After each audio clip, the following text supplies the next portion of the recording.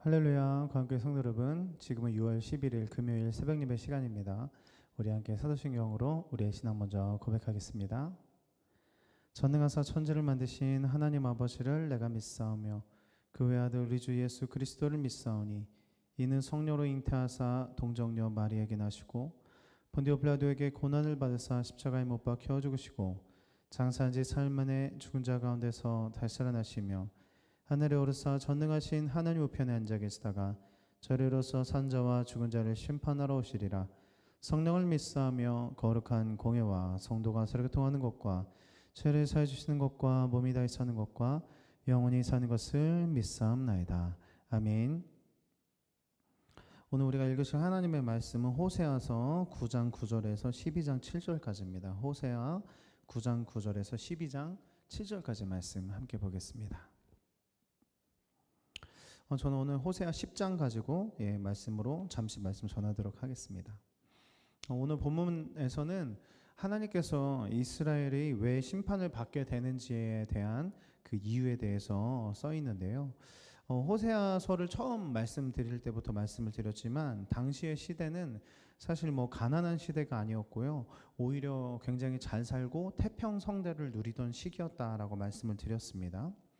네, 이렇게 말씀을 드리면 좀 오해를 하실 것 같아서 말씀을 드리는데 잘 사는 것이 문제다 이런 것이 아니라는 거예요. 부자라는 것이 문제가 아니라 문제는 그 물질로 무엇을 하고 또 어떤 마음을 품고 살아가느냐 이것이 훨씬 큰 문제라는 것입니다. 어떤 이들은 이제 돈이라는 물질로 선한 삶을 살아가는 사람들이 있습니다. 그리고 또 어떤 이들은 자신이 받은 이 모든 복을 은혜로 여기면서 하나님께 영광 돌리는 삶을 살아가는 분들도 굉장히 많이 있습니다.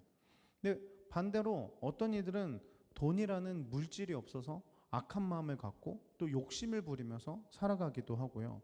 물질이 없기 때문에 하나님께 불평불만을 하면서 또 하나님께 항상 요구하는 것이 물질 또 복에 대한 것만 또 요구하는 경우들도 많이 있습니다.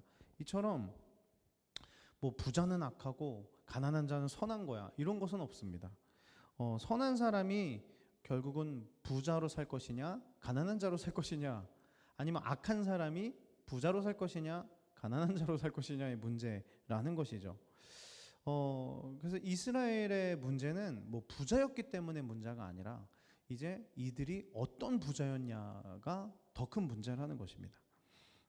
결국 이제 이들은 이들의 문제는 어쨌든 잘 살고 태평성대를 누리는 그 자체가 문제가 아니라 그러한 삶 속에서 이들이 어떤 마음을 가지고 있었고 또 그런 물질로 어떤 삶을 살았느냐 이것이 훨씬 큰 문제라는 것입니다. 1절을 보니까 이렇게 써 있어요. 이스라엘은 열매 맺는 무성한 포도나무라. 그 열매가 많을수록 재단을 많게 하며 그 땅이 번영할수록 주상을 아름답게 하도다. 여기 보니까요, 이스라엘은 열매 맺는 무성한 포도나무다라고 말하고 있습니다. 그러니까 많은 풍요를 누리고 있다라는 것을 말씀을 드리고 있는데, 근데 1절에 보니까 그런 풍요를 누릴 때 무엇을 했느냐라는 거죠. 많은 풍요를 누리는데 그것으로 무엇을 했냐면 제단을 쌓고 우상을 만들었다라는 것입니다. 이 풍요를 노리니까 했던 일이 제단을 쌓고 우상들을 만들었다라는 거죠. 근데 게다가 그들은 어떤 마음을 가졌냐면 2절에 보니까 그들이 두 마음을 품었으니 이제 벌을 받을 것이라 하나님이 그 제단을 쳐서 깨뜨리시며 주상을 허시리로다. 그러니까 그들은 두 마음을 품었다라고 나와 있어요. 두 마음을 품었는데 그거를 3절을 보니까 구체적으로 어떤 마음이냐면 하나님을 두려워하지 않는 마음이다라고 나와 있습니다. 참 이런 것을 보면은 결국은 우리가 얼마나 소유했느냐, 얼마나 많이 가졌느냐보다 훨씬 중요한 것은 어떤 마음을 품고 어떻게 살아가느냐, 즉 내가 어떤 사람이냐가 훨씬 중요하다는 것입니다. 만약 이들이 이런 두 마음을 품지 않고 한 마음을 품었다면 어떤 삶을 살았을까요? 빌립보서 2장에 사도 바울은 이렇게 권면합니다. 너희 안에 이 마음을 품어라. 곧 그리스도 예수의 마음이다. 어떤 마음을 품고 또 어떤 사람이 되느냐가 중요하는데요. 결국은 선한 마음을 품고 선한 사람이라면 그 사람은 선한 삶을 살게 될 것입니다. 그러나 악한 마음을 품고 악한 삶을 살고 있다면 악한 행동을 하는 것은 너무 당연한 것이겠죠. 그래서 우리가 품어야 하는 한 마음은 바로 그리스도 예수의 마음인데, 그리스도의 마음은 어떤 마음이냐? 바로 그 빌립보서 2장의 말씀들을 보니 첫 번째, 겸손한 마음을 갖고 계셨다. 그래서 모든 것을 비워내고 우리들에게 공감으로 다가오셨던 주님. 또 두 번째는 사명의 마음을 갖고 계셨다. 그래서 죽기까지 복종하면서 영광 돌리는 삶을 살았다는 것입니다. 그래서 우리의 삶 속에서 그리스도의 그 예수의 마음을 품고 살 수 있다면 우리의 삶도 어떻게 바뀔 수 있을까요? 아마도 우리도 예수님처럼 남보다 낮은 자가 될 것입니다. 그리고 모든 것을 주의 은혜로 여길 것이고, 은혜로 여기기 때문에 아낌없이 나눠주는 삶을 살게 될 것이고, 아낌없이 나눠주는 삶을 살기 때문에 하나님께서 영광을 받을 것이라고 생각이 듭니다. 그러기 위해서 우리가 해야 할 일이 있습니다. 바로 오늘 본문 말씀 10장 12절의 말씀인데요. 이렇게 써 있습니다. 너희가 자기를 위하여 공의를 심고 인애를 거두라. 너희 묵은 땅을 기경하라. 지금이 곧 여호와를 찾을 때니 마침내 여호와께서 오사 공의를 비처럼 너희에게 내리시리라. 너희가 공의를 심고 인애를 거두고 묵은 땅을 기경하라.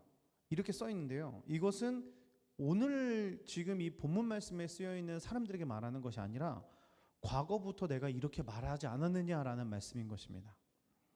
그래서 과거부터 여호와께서 하셨던 말씀은 공의를 심고 인애를 거두고, 그러니까는 어쨌든 공의와 인애를 행하고 중요한 것은 묵은 땅을 기경하라라는 말씀이었어요. 전부터 내가 이렇게 하라고 말하지 않았느냐. 그러나 문제는 그들은 인애와 공의는커녕 묵은 땅도 거두지 않았고 지금이 여호와를 찾을 때라고 하지만 여호와를 찾지도 않았다는 것입니다. 결국 이스라엘은 그렇기 때문에 여호와께 돌아오지 않았고 파멸의 길로 갈 수밖에 없었다는 것이죠.